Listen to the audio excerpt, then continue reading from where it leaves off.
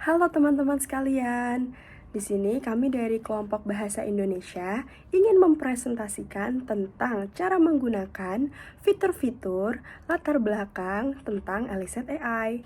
Simak videonya ya teman-teman.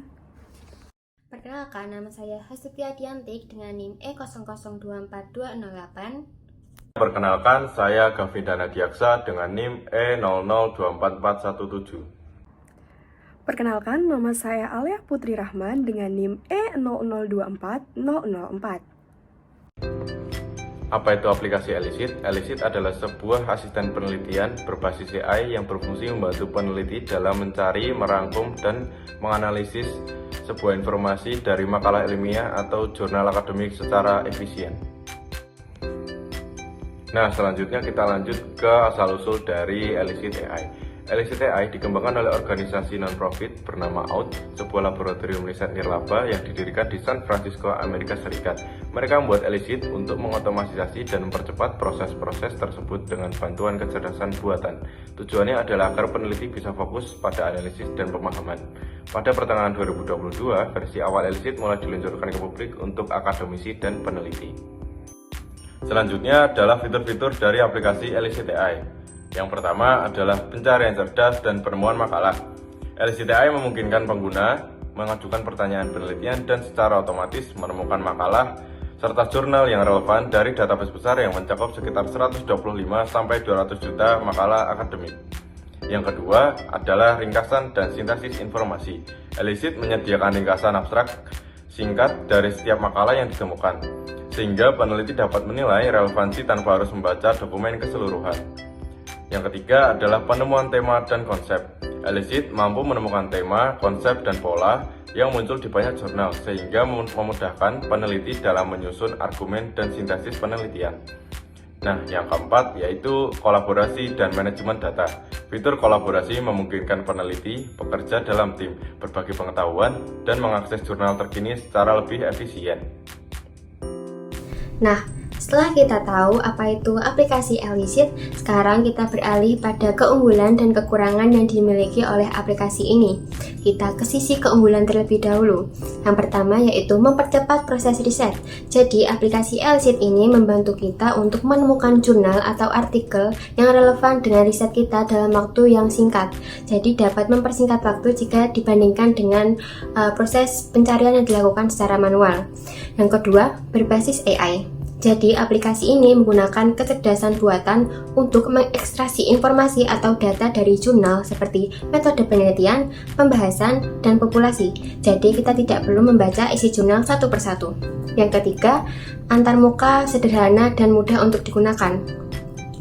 Aplikasi Elicit ini mempunyai tampilan yang user-friendly sehingga bagi orang yang kurang akrab dengan teknologi pun dapat dengan mudah menggunakannya. Nomor 4, mengurangi bias subjektif. Karena pemilihan jurnal dilakukan secara otomatis berdasarkan kriteria tertentu, maka potensi bias pribadi dalam memilih literatur pun dapat diminimalkan. Nomor 5, terhubung dengan database ilmiah. Nah, aplikasi Elicit ini mengambil informasi atau data dari semantik scholar, yaitu suatu database jurnal ilmiah yang cukup besar. Jadi dapat memudahkan kita untuk mengakses literatur secara kredibel. Setelah kita mengetahui keunggulan yang dimiliki oleh aplikasi Elicit ini, sekarang kita beralih pada kekurangan dari aplikasi ini. Kekurangan yang pertama adalah terbatas pada database tertentu. Jadi aplikasi Elicit ini hanya mengambil data dari semantik scholar. Jadi jika ada jurnal penting dari Scopus maupun database yang lain, bisa saja tidak terdeteksi. Yang kedua, yaitu kualitas hasil tergantung dari input. Jika kita memberikan pertanyaan yang kurang jelas atau kurang spesifik, maka hasil yang kita dapatkan bisa saja kurang tepat dan kurang relevan. Yang ketiga, masih ada potensi kesalahan AI. Jadi walaupun menggunakan AI, Elicit masih bisa salah dalam menafsirkan isi jurnal atau menyimpulkan data yang tidak eksplisit. Yang keempat yaitu berfokus pada literatur berbahasa Inggris. Jadi sebagian besar literatur yang tersedia di Elicit ini berbahasa Inggris dan kurang mendukung riset dari sumber bahasa lain. Yang kelima, belum bisa menggantikan sistematik review manual. Jadi walaupun sangat membantu, tetapi aplikasi ELISIT ini belum bisa menggantikan systematic review yang dilakukan secara manual dan mendalam oleh peneliti. Selanjutnya, saya akan memberikan tutorial cara menggunakan ataupun mengakses ELISIT AI. Jadi, yang pertama-tama, teman-teman bisa pergi ke browser yang ada di device teman-teman sekalian, mau HP, laptop, maupun iPad. Di sini teman-teman bisa menggunakan Google, Chrome, Firefox, ataupun juga Safari, ataupun juga browser-browser lain yang ada di device teman-teman. Lalu setelah itu, ketik di pencarian ELISIT AI. Lalu tunggu sebentar dan akan muncul web di atas diri yang bernama ELISIT. Nah, teman-teman bisa pencet itu. Lalu, untuk mengakses ELISIT AI, teman-teman memerlukan akses Google. Jadi, teman-teman bisa login terlebih dahulu untuk mengakses ELISIT. Setelah teman-teman login, lalu akan muncul pencarian di ELISIT AI itu. Nah, teman-teman bisa langsung cari jurnal-jurnal ataupun artikel-artikel yang diperlukan untuk membantu dan menunjang tugas teman-teman sekalian. Contohnya di sini saya mencari jurnal tentang hak asasi manusia.